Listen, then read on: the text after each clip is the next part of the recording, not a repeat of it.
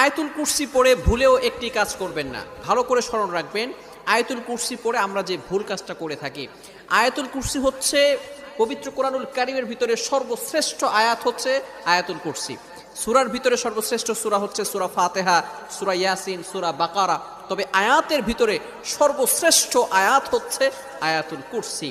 3 নম্বর পারার 1 নম্বর পৃষ্ঠা সূরা বাকারার 255 নম্বর আয়াত।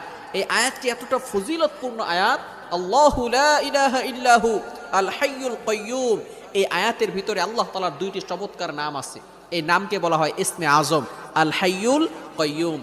আল হাইয়ুল কাইয়্যুম যদি কারো দোয়া কবুল না হয়, আপনি যদি ইয়া হাইয়ু ইয়া কাইয়্যুম আল্লাহ তাআলার এই 2টি নাম চমৎকার ইসমে আজম 2টি নাম পড়ে 3 বার পড়ে যদি আপনি দোয়া করেন, আল্লাহ তাআলা আপনার দোয়া কবুল করে নেবেন। যেহেতু এই আয়াতের ভিতরে আল্লাহ তাআলার 2টি ইসমে আজম নাম রয়েছে, এই নামের কারণে